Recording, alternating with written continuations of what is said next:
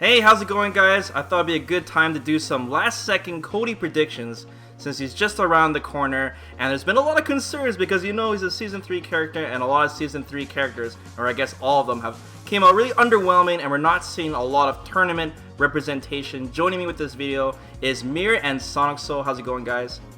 Hey, yo. So I guess we'll start this off by talking about the main concerns I'm seeing floating around with this character, because we know a lot about him already. We've been seeing videos and footage of him like for the last month because he was announced so early, right, before his release. So the big concern right off the hop, if we're looking at, what makes a top tier in Street Fighter V, is he's got no 3-frame normal. What say you? Well, that might be an issue, but didn't stop other characters from being top tier, even without a 3-frame normal, and he's got really good frame advantage on his normals, so he can probably pressure with those as well. I'm seeing like a lot of like +2, +3 on a lot of his stuff too. Yep. But who doesn't have a 3-frame one that's top tier? Guile? Well, Guile is one. Guile, he's the exception. But his Sonic Boom is up. No, never mind. Okay. What about? Well, his neutral is really good too. So I don't think Cody is necessarily going to play super up close. I think like he's going to be spaced out, good like neutral, standing light kick we've seen a lot. Sonic, we were talking about crouching hard punch before as well. And yeah, he has really good ruffian. anti-airs in the neutral too, so yeah, it's like he'll be able to play with that along with like his fireball, because his fireball is actually like really similar to Nash's in the sense, only because it's like he can have like a slow moving projectile to kind of like play with the opponent and see what they want to do. Yeah, and that'll be really good in terms of trying to force situations so that way he can get in and mitigate what's going on.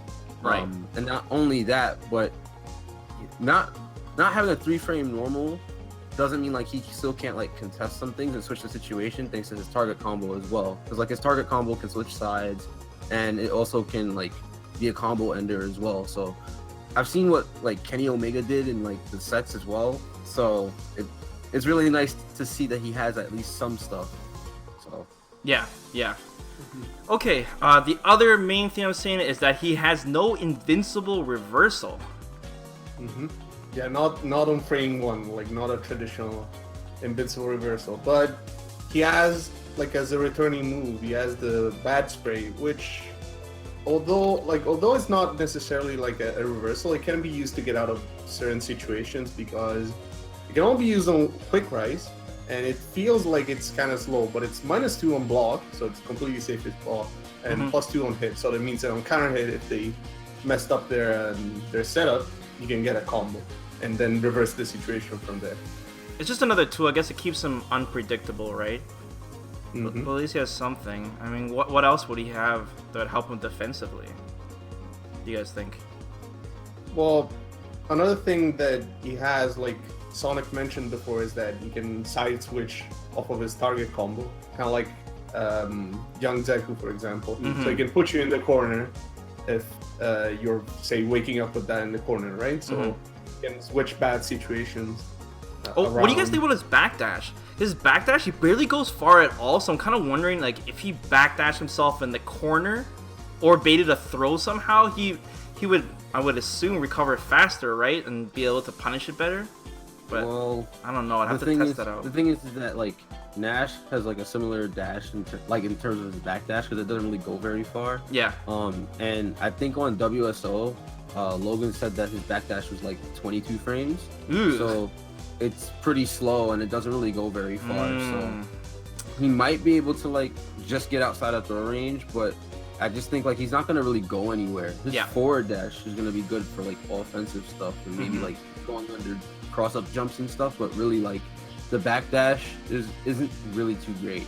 Like, in general, his backwards movement options, I guess, like both walk speed and backdash, are not that good. Yeah. What else do you think you can use to compensate besides V reversal, of course? Well, I mean, you still have access to the B skill, which is not necessarily an invincible reversal in frame 1, but it is fully invincible in frame 3, or at least upper body invincible from what we know, and it seems like it's invulnerable to throws. Oh yeah, I heard them say that on the WSO stream. It was throw invincible, so it would be like a super risky option, but you have something, I guess. Yeah. It's kind of like a meterless flash kick in a sense. Sometimes with Alex, I'll do like wake up EX headbutt. It works sometimes, but it's insanely risky, man. I wonder if you can option select it like a certain EX demon flip. That's true. That's true. I wouldn't be surprised if they block it. It's lights out. And another concern about Cody, I think this is more about for the people that just like played Cody before, is that a lot of people were like unhappy about the new Zonk, right? Because it no longer has any invincible ability at all. The normal and EX versions, including projectile invincibility. So, but they changed it a lot though, right? It looks like more of like a bully tool now. Yeah, I guess that the idea behind it is since now he has access to better fireballs and better well, I mean, I don't know about better neutral, but good neutral tools. You can use this one to like kind of as a gap closer to approach, and since it's plus on block and it's moderately fast, you can use it to keep the pressure after a block string or the EX one, right? The EX version. Yeah, the EX plus one. 3. Yeah. The regular one is -2, so you're safe. So that's kind of like iffy, right? Putting yourself in a -2 situation. But at the same time, the rewards you could get if it like counter hits, for instance, or if it hits, like since it's +2 on hit, you can play throw game, and if it's +4, you get the conversion into like, you know, as I saw with Kenny Omega, he did like the target combo after, so we knew it was +4. Yeah. But you'll probably do other stuff too. So, yeah, I think Zonk Knuckle will be really good in terms of like offensive pressure. It's just not going to be the same as like Street Fighter 4, for instance, where it was like invincible in certain levels. Yeah. But it could be one of those situations where, you know, like you can threaten with a Zonk, and if they try to stuff it, then they might get hit by a crash counter button. So yeah. That could be, and also conversing to V trigger, especially the EX one, that leaves you standing in 3+. So that's good too. Yeah, it's a quick, reliable way to get into it. I see a lot of players use it too, right? And if you hit, it's a knockdown. So. Yeah, so it'll be kind of used like old school. Well, not even, I wouldn't say old school, but you're in EX tackle now. I mean, yeah, this 8 miles per hour. It's not 7 frames, but I mean, yeah, still pretty good. I mean, like Balrog's Rush Punch, man, it's -4 on block. You know, like you throw it out, it's kind of like that. I mean, it's not the same speed except for the EX version. So, I mean, I think it'll have its purpose for sure. I don't think it's completely bad. I know it's totally different though, for sure. At least he says bingo when he does the EX version. That's cool. Okay, well, those are like the main concerns that I'm seeing about the character. But of course, we know with the meta right now, a lot of characters are reliant on their V triggers. The V triggers is like one of the biggest things that determine how good a character is going to be. And with Cody's V triggers, they're really cool. They're both really cool V triggers. But how do you guys think like as its actual power? I'm noticing V trigger 2. A lot of people are seeing that as like the first V trigger they're going to use because of the utility. I guess that the point here to be made is the fact that V trigger 2 is the most like it's apparent that it's a good V trigger just because you get so many options, and also there's a lot of things that should drain V gauge that don't really, right? So it lasts longer than you'd expect, and it empowers your like heavy punch normals and whatever. Yeah. While V trigger 1 seems more like kind of based around frame advantage and frame traps, so it might take more time to unlock. And the thing about V Trigger 1 though is that if you notice, like with most of Cody's normals, it's very hard for him to be able to tick throw easily. But with the knife, it becomes easier because you're even more plus. You get time to like micro walk. Oh, that's true. And then you can also juggle after like stuff like ruffian kick. You could juggle after that, or from jumping medium punch into the knife and get like an air reset. So stuff like that is like really great for rush down pressure in a sense. But of course I can see the appeal with V Trigger 2 because the fact that you have the rock, you can cancel into it, you can basically play batter up with it, command throw. Yeah. You have so many options with V Trigger 2, and it's still a 2-bar. So it's like that is the really like it's got way more utility than V Trigger 1 in a sense. I'm still gonna mess around with V Trigger 1, man. I think people are sleeping on that. I honestly think people are sleeping on it too, just because of the fact that it improves his throw game and makes his normal super long too. So. Yeah, I guess the major complaint with V Trigger 1 was the fact that it doesn't last very long, but it's probably because it gives you so many opportunities to throw, like Sonic said, or you know, something. And then the knife toss is like a combo starter as well. Like it actually gives you so many combo opportunities. So let's do the final, predictions, guys. Where do you guys think Cody is gonna end up? Is he gonna be a good character? Mir, you're on the spot first.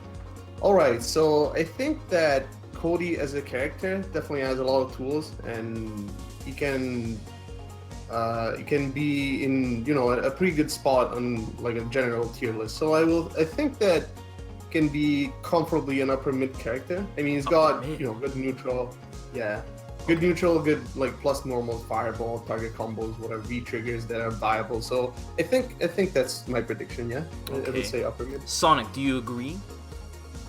Well, I agree for the most part with Mir, except for the fact that his defensive options are looking kind of whack. Right?